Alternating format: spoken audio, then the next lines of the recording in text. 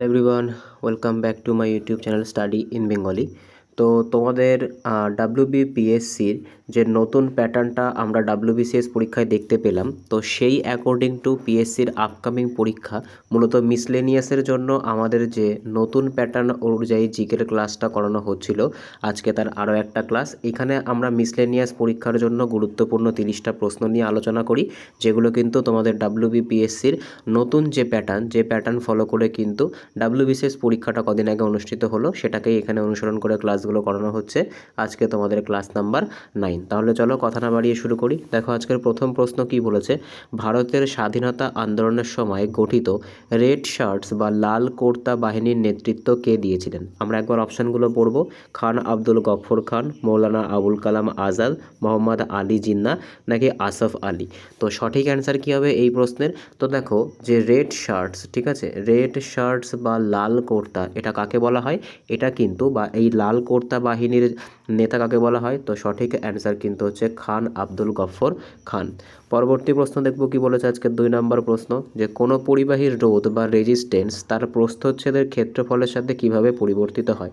তো এখানে রেজিস্ট্যান্স আছে, রেজিস্ট্যান্স মানে হচ্ছে রোধ। তো কোনো একটা পরিবাহীর রোধ তার ক্ষেত্রফলের সাথে কিভাবে পরিবর্তিত হবে সেটাই কিন্তু এখানে জিজ্ঞাসা করেছে। ক্ষেত্রফলকে কিন্তু আমরা অনেক সময় প্রস্থচ্ছেদ এই শব্দটার সাথেও জুড়ে দিয়ে থাকি। তো সঠিক অ্যান্সার কী হবে? প্রস্থচ্ছেদের সাথে কিন্তু কেমন সম্পর্ক থাকে? প্রস্থচ্ছেদের সাথে কিন্তু ইনভার্সলি প্রপোর্শনাল বা ব্যস্ত সম্পর্ক থেকে থাকে। অর্থাৎ যদি রোধ বাড়ে সেক্ষেত্রে কিন্তু প্রস্থচ্ছেদ কমে যায়, বা আমরা এভাবেও বলতে পারি প্রস্থচ্ছেদ বেড়ে গেলে কিন্তু রোধ কমে যায়। তো এটা সঠিক অ্যান্সার কী হবে? Option B. অপশান বিতে কী বলছে, যদি ক্ষেত্রফল বাড়ে তাহলে কিন্তু রোধ কমে যাবে, কারণ এই যে রিলেশানটা আছে রেজিস্ট্যান্সের সাথে যে প্রস্থচ্ছেদের ক্ষেত্রফলের যে রিলেশান, সেটা কিন্তু ব্যস্ত সমানুপাতিক বা ইনভার্সলি প্রপোর্শনাল, অর্থাৎ এটা আর ইকুইভ্যালেন্ট কিন্তু 1/p হয়ে যাচ্ছে। পরবর্তী প্রশ্ন দেখব কি বলেছে আজকে 3 নম্বর প্রশ্ন, ভারতীয় সংবিধানের কোন ধারা অনুযায়ী রাষ্ট্রপতি দেশে আর্থিক জরুরি অবস্থা বা ফিনান্সিয়াল এমার্জেন্সি জারি করতে পারেন? তো এই যে এমার্জেন্সি যে প্রভিনশনগুলো আছে, মোট 3 রকমের এমার্জেন্সির কথা কিন্তু ভারতীয় সংবিধানে উল্লেখ পাওয়া যায়। তার ভেতরে 352 নম্বর যেটা, সেটাকে বলা হয় কিন্তু ন্যাশনাল এমার্জেন্সি। এখনও পর্যন্ত 3বার এটা কিন্তু লাগু করা হয়েছে। তারপর হচ্ছে 356 নম্বর ধারা, যেখানে কিন্তু প্রেসিডেন্ট রুল বা রাষ্ট্রপতি শাসনের কথা বলা হয়েছে, যেটা কিন্তু মণিপুরে কদিন আগে চলছিল। আর 360 নম্বর ধারা কি আছে, এখানে কিন্তু এই যে ফিনান্সিয়াল যে এমার্জেন্সি আছে, সেই ফিনান্সিয়াল এমার্জেন্সির কথা উল্লেখ আছে। তো 360 নম্বর ধারা কিন্তু সঠিক অ্যান্সার হবে। এখনও পর্যন্ত কিন্তু এই 360 নম্বর ধারার অধীনে যে ফিনান্সিয়াল এমার্জেন্সি ভারতে কখনো লাগু করা হয়নি। পরবর্তী প্রশ্ন দেখব কি বলেছে আজকে 4 নম্বর প্রশ্ন, যে পশ্চিমবঙ্গের জলপাইগুড়ি এবং আলিপুরদুয়ার জেলায় অবস্থিত বক্সা ব্যাঘ্র প্রকল্পটি কত সালে জাতীয় উদ্যান হিসেবে ঘোষিত হয়েছিল? 1983, 1992, 1997 নাকি 2001? তো এই যে বক্সা যে টাইগার রিজার্ভটা আছে, ঠিক আছে, এখানে কিন্তু আমি বলেই দিলাম যে বক্সা যে ব্যাঘ্র প্রকল্প, এটা কিন্তু একটা টাইগার রিজার্ভ, যেটা কিন্তু আলিপুরদুয়ারে মূলত এটা দেখতে পাওয়া যায়। আর এটাকে কিন্তু ন্যাশনাল পার্ক হিসেবে ঘোষণা করা হয়েছিল 1992 সালে। নেক্সট প্রশ্ন দেখব কি বলেছে আজকে 5 নম্বর প্রশ্ন, যে ভারতের বৈদেশিক মুদ্রার তহবিল বা ফরেক্স রিজার্ভসের রক্ষণাবেক্ষণ এবং নিয়ন্ত্রণ কোন সংস্থার আইনি দায়িত্ব? ভারতীয় স্টেট ব্যাংক, কেন্দ্রীয় অর্থমন্ত্রক, রিজার্ভ ব্যাংক অফ ইন্ডিয়া নাকি securities exchange board of India? তো বৈদেশিক মুদ্রার যে তহবিল, অর্থাৎ যে ফরেক্সের যে রিজার্ভ, সেটার যে রক্ষণাবেক্ষণ, সেটাকে কন্ট্রোল করা এবং সেটাকে কিন্তু কনজার্ভ করার সম্পূর্ণ দায়িত্ব কার উপরে থাকে? এটা আরবিআই অর্থাৎ রিজার্ভ ব্যাংক অফ ইন্ডিয়ার কাছে কিন্তু এই ক্ষমতাটা থাকে। এখানে দেখো securities exchange board of India, যেটাকে সেবি বলা হয়ে থাকে, এর কাজ মূলত কি? এর কাজ মূলত কিন্তু যে স্টক মার্কেট বা শেয়ার মার্কেট আছে, সেই শেয়ার মার্কেটকে রেগুলেট করা। নেক্সট প্রশ্ন দেখব আজকে 6 নম্বর প্রশ্ন কি বলেছে, বিজয়নগর সাম্রাজ্যের বিখ্যাত রাজা কৃষ্ণদেব রায়ের রাজসভায় অষ্টদিগ্গজ নামে পরিচিত 8 জন বিশিষ্ট ব্যক্তি মূলত কোন ভাষার কবি ছিলেন? এখান থেকে একটা কোশ্চেন ক্লিয়ার হয়, সেটা হচ্ছে অষ্টদিগ্গজ এটা কার রাজসভায় ছিল? তো এটা কিন্তু হয়ে যাবে বিজয়নগর সাম্রাজ্যের রাজা কৃষ্ণদেব রায়ের সময়। এইবার আর একটা কিন্তু খুব কনফিউজিং, দুটোর মধ্যে অনেক সময় কনফিউশন তৈরি হয়। একটা হচ্ছে অষ্টপ্রধান, এটা কিন্তু যে মারাঠা ছত্রপতি শিবাজির সময়ের একার কথা, ঠিক আছে, যদি অষ্টপ্রধান বলে সেক্ষেত্রে কিন্তু শিবাজি হয়ে যাবে, আর অষ্টদিগ্গজ বললে কিন্তু কৃষ্ণদেব রায় হয়ে যাবে। এবার কৃষ্ণদেব রায়ের এই যে অষ্টদিগ্গজ, এখানে কিন্তু মোট 8জন তেলেগু ভাষার কবি ছিল, ঠিক আছে, তেলেগু ভাষার কবি ছিল। তো সঠিক অ্যান্সার কী হবে? সঠিক অ্যান্সার কিন্তু হবে অপশান বি। অষ্টদিগ্গজে কিন্তু মূলত যে 8জন কবি তারা তেলেগু ভাষার লোক ছিল। পরবর্তী প্রশ্ন দেখব কি বলেছে আজকে 7 নম্বর প্রশ্ন, যে মানবদেহের কোন অঙ্গটিকে রক্তের ব্যাংক বা গ্রেভিয়ার্ড অফ আরবিসি বলা হয়, যেখানে পুরনো লোহিত রক্তকণিকা ধ্বংস হয়। তো গ্রেভিয়ার্ড অফ আরবিসি কাকে বলা হয়ে থাকে? তো সঠিক অ্যান্সার কিন্তু হয়ে যাবে প্লিহা। এটাকেই কি বলা হয়? এটাকেই কিন্তু স্প্লিন বলা হয়। এটা কিন্তু বায়োলজির একটা খুব ইম্পর্ট্যান্ট কোশ্চেন, তার কারণ আরবিসি কিন্তু 120 দিন গড় আয়ু কাটানোর পর এইখানে এসে কিন্তু টোটালি ধ্বংস হয়ে যায়। পরবর্তী প্রশ্ন দেখব কি বলেছে আজকের 8 নম্বর প্রশ্ন, ভারতীয় সংবিধানের 44 নম্বর ধারায় বর্ণিত অভিন্ন দেওয়ানি বিধি, যেটাকে ইউনিফর্ম সিভিল কোড বলা হয়, এটা মূলত কোন বিষয়ের সাথে সম্পর্কযুক্ত? ঠিক আছে, তো এই যে আর্টিকেল 44, বর্তমানে কিন্তু এই আর্টিকেল 44টা অনেক বেশি চর্চায় আছে, তার কারণ এটা কিন্তু কয়েকদিন আগে আসামে লঞ্চ করা হয়েছিল, যেখানে কিন্তু অভিন্ন যে দেওয়ানি বিধি, অর্থাৎ বিভিন্ন ক্ষেত্রে যে ক্রিমিনাল মামলাগুলো ছাড়া যে নর্মাল মামলাগুলো আছে নর্মাল সিটিজেনদের ক্ষেত্রে, সেক্ষেত্রে সকলের আইন সমান অধিকারের জন্য কিন্তু এই ইউনিফর্ম সিভিল কোড চালু করা হয়েছিল। আর এটার মূল এটা কোন বিষয়ের অন্তর্ভুক্ত? তো মনে রাখতে হবে এটা কিন্তু যে রাষ্ট্রীয় নির্দেশমূলক নীতি, অর্থাৎ এটা কিন্তু ডিপিএসপির সাথে সম্পর্কযুক্ত। নেক্সট প্রশ্ন দেখব কি বলেছে আজকে 9 নম্বর প্রশ্ন, যে দক্ষিণ ভারতের কোন নদীকে তার পবিত্রতার জন্য দক্ষিণের গঙ্গা বলা হয়? এগেইন কিন্তু একটা কনফিউশনের প্রশ্ন, অনেকে দক্ষিণের গঙ্গা, কোশ্চেনটা ভালো করে পড়তে হবে, দক্ষিণের যে গঙ্গা, সেই দক্ষিণের গঙ্গা কিন্তু মূলত আমরা গোদাবরীকে বুঝি, কিন্তু এক্ষেত্রে কিন্তু একটা টার্ম এক্সট্রা অ্যাড করা হয়েছে, সেটা হচ্ছে পবিত্রতার জন্য। এই যে শব্দটা আছে, এই শব্দটার জন্য কিন্তু পুরো উত্তরটা পাল্টে যাবে, সঠিক অ্যান্সার কিন্তু হয়ে যাবে কাবেরী। নর্মাল জিজ্ঞাসা করলে দক্ষিণের গঙ্গা, নর্মাল জিজ্ঞাসা করলে কিন্তু গোদাবরী হয়ে যাবে, আর পবিত্রতার বিচারে যদি বলা হয় সেক্ষেত্রে কিন্তু সঠিক অ্যান্সার হয়ে যাবে কাবেরী। নেক্সট প্রশ্ন দেখব কি বলেছে আজকে 10 নম্বর প্রশ্ন, যে ভারতের জাতীয় আয় পরিমাপের সময় লটারির জয় বা জুয়া থেকে প্রাপ্ত আয়কে কেন অন্তর্ভুক্ত করা হয় না? কারণগুলো কি কি বলেছে? এটি কোনো উৎপাদনশীল কাজের সাথে যুক্ত নয়, এর ওপর কোনো রকম কর দেওয়া হয় না, এর আয় সহজে পরিমাপ করা যায় না, নাকি এটি একটি অবৈধ প্রক্রিয়া। তো এটা সঠিক অ্যান্সার কী হবে? এটা সঠিক অ্যান্সার কিন্তু হচ্ছে এটি কোনো উৎপাদনশীল কাজের সাথে যুক্ত নয়, সেই কারণের জন্যই কিন্তু এইটাকে জাতীয় আয়ের মধ্যে গণনা করা হয় না, ঠিক আছে। নেক্সট প্রশ্ন দেখব কি বলেছে, পরবর্তী প্রশ্ন আজকের 11তম প্রশ্ন, যে মহাবীর জৈন ধর্ম প্রচারের জন্য মূলত কোন আঞ্চলিক ভাষা ব্যবহার করতেন? তো এক্ষেত্রে কিন্তু জৈন ধর্মের যে ধর্মপ্রচার সেটা কোন ভাষায় হতো সেটাই কিন্তু জিজ্ঞাসা করা হয়েছে। তো জৈন ধর্মের যে ধর্মপ্রচার সেটা কিন্তু অর্ধ মাগধী প্রাকৃত ভাষায় হতো, ঠিক আছে, জৈন ধর্মের যে ধর্মপ্রচার। আর পালি ভাষায় কিন্তু যে বৌদ্ধ ধর্ম ছিল সেই বৌদ্ধ ধর্মের ধর্মপ্রচার হতো। নেক্সট প্রশ্ন দেখব কি বলেছে আজকের 12তম প্রশ্ন, পর্যায় সারণীর কোন গ্রুপ বা শ্রেণীর মৌলগুলিকে সাধারণভাবে হ্যালোজেন বা লবণ উৎপাদনকারী মৌল বলা হয়ে থাকে? তো এক কথায় কিন্তু হ্যালোজেন কোন গ্রুপটাকে বলা হয়ে থাকে সেটাই কিন্তু জিজ্ঞাসা করেছে। তো যে গ্রুপ নাম্বার 17 পর্যায় সারণীর, সেটাকেই কিন্তু হ্যালোজেন মৌলের গ্রুপ বলা হয়ে থাকে। আর এই গ্রুপের যে মূল বিশেষত্ব সেটা কি? সেটা কিন্তু এই গ্রুপগুলো বাদবাকি প্রত্যেকটা গ্রুপ থেকে অনেক বেশি ইলেকট্রোনেগেটিভিটি এর বেশি থেকে থাকে।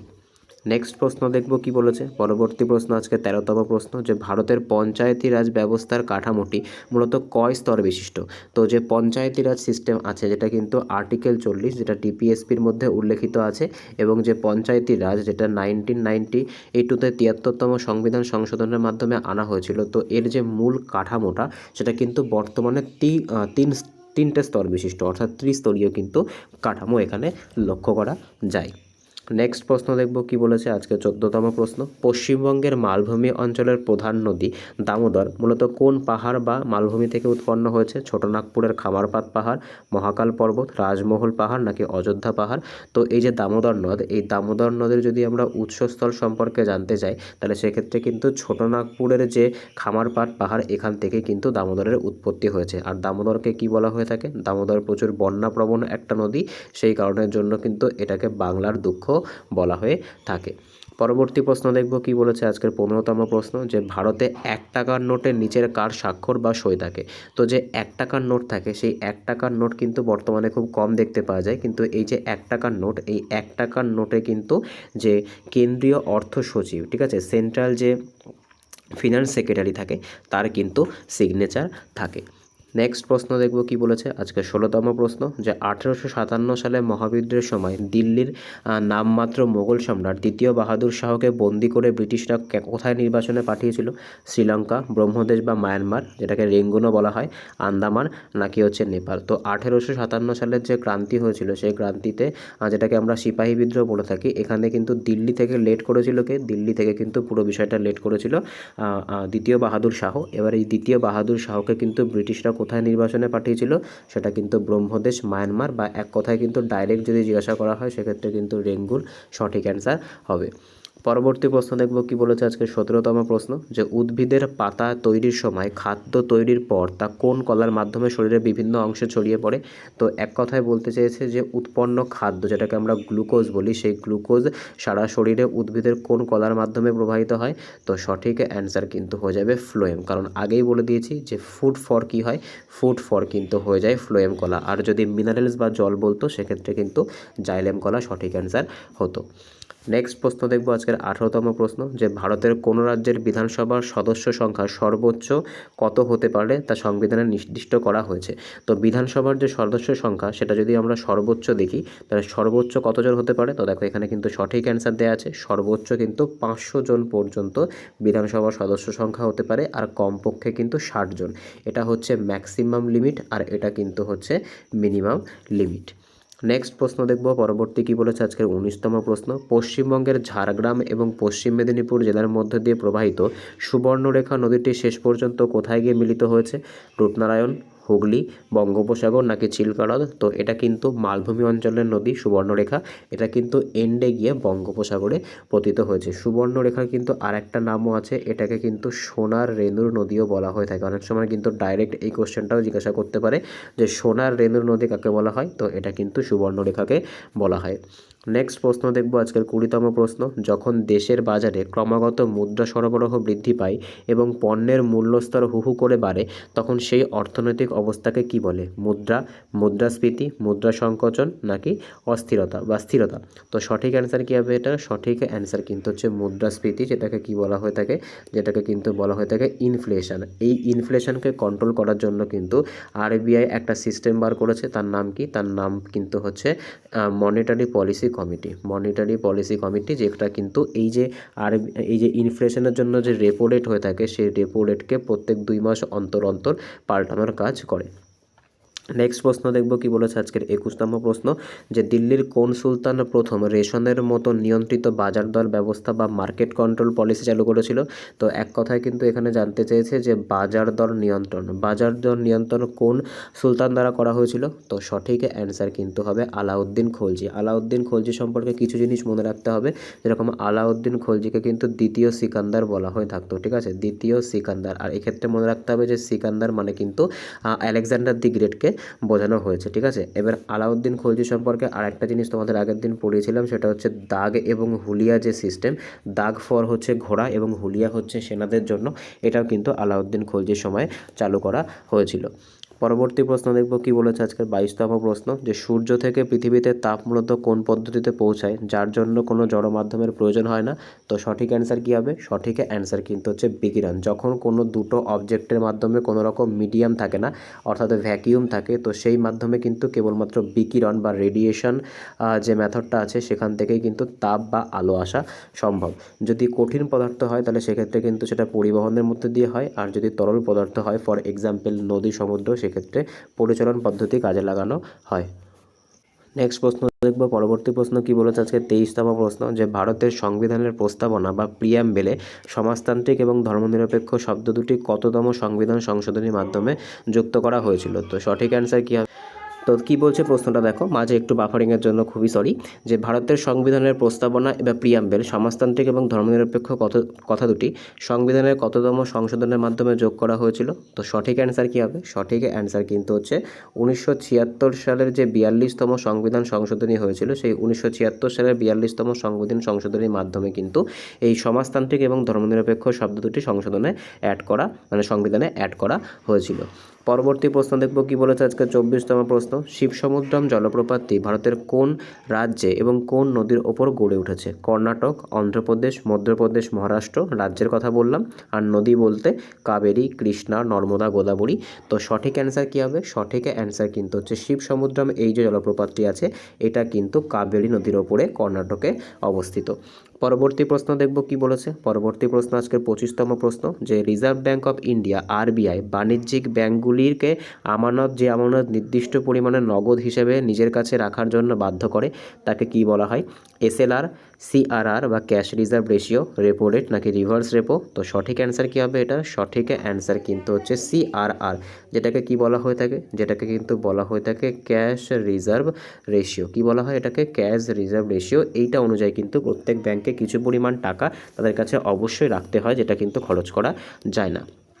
পরবর্তী প্রশ্ন দেখব আজকে 26তম প্রশ্ন, যে 1929 সালের ঐতিহাসিক লাহোর কংগ্রেস অধিবেশনে পূর্ণ স্বরাজের দাবি তোলা হয়েছিল। এই অধিবেশনের সভাপতি কে ছিল? মহাত্মা গান্ধী, জওহরলাল নেহরু, সুভাষচন্দ্র বসু নাকি মতিলাল নেহরু?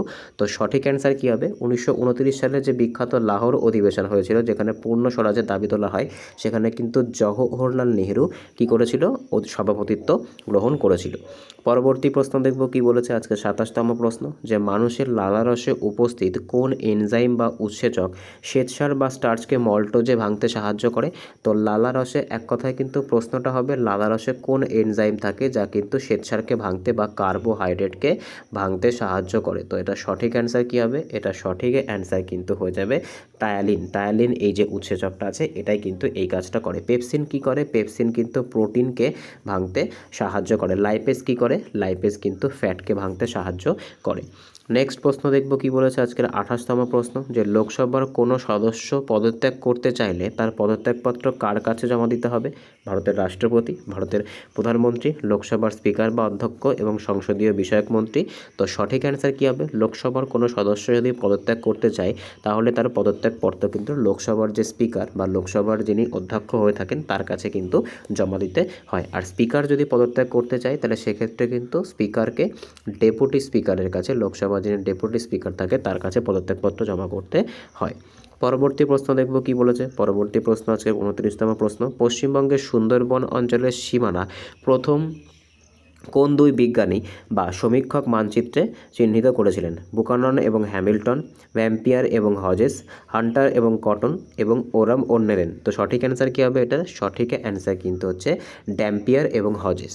নেক্সট প্রশ্ন দেখব কি বলেছে আজকে 30তম প্রশ্ন, ভারতের প্রত্যক্ষ করের মধ্যে সবথেকে বড় উৎস কোনটি যা বড় বড় কর্পোরেট বা যৌথ মূলধনী কোম্পানির লাভের ওপর ধার্য করা হয়? আয়কর, নিগম কর বা কর্পোরেশন ট্যাক্স, সম্পদ কর নাকি হচ্ছে কাস্টম ডিউটি? তো সঠিক অ্যান্সার কী হবে? সঠিক অ্যান্সার কিন্তু হচ্ছে নিগম কর বা কর্পোরেশন ট্যাক্স। তো আজকে এই অবধি ছিল, আশা করি প্রত্যেকের ভিডিওটা ভালো লেগেছে। তো শেষকাল এখন, প্রত্যেকেই কিন্তু ভিডিওর শেষে জানিয়ে যাবে যে তোমাদের ভিডিওটা কেমন লাগলো। আশা করি এই রকমের প্রশ্ন তোমরা প্র্যাকটিস করে খুবই লাভবান হবে। তোমাদের আপকামিং যে পিএসসির পরীক্ষাগুলো আছে, বিশেষ করে কিন্তু পিএসসি মিসলেনিয়াসের কথাই আমি বলতে চাইছি, যেহেতু এদের প্যাটার্নটা চেঞ্জ করা হয়েছে পিএসসির, সেক্ষেত্রে কিন্তু এরকম কোশ্চেন তোমাদেরকে অনেক বেশি পরিমাণে প্র্যাকটিস করতে হবে। আর আমার এই চ্যানেলে কিন্তু প্রত্যেক দিন পিএসসি মিসলেনিয়াস বা পিএসসির অন্যান্য এক্সামের জন্য প্রত্যেক দিন ক্লাসগুলো আপলোড করা হচ্ছে। তো সেক্ষেত্রে যদি ভিডিওটা ভালো লেগে থাকে অবশ্যই চ্যানেলটাকে সাবস্ক্রাইব করবে, পাশে থাকা বেল আইকনটিকে প্রেস করবে, আর অবশ্যই কিন্তু তোমাদের মূল্যবান কমেন্ট করতে ভুলবে না। এইচডাব্লিউগুলোর অবশ্যই অ্যান্সার করবে, আর আউট অফ 30 তোমাদের কার কত স্কোর হলো অবশ্যই কিন্তু কমেন্টে জানাবে। তাহলে দেখা হচ্ছে পরের দিন। বাই।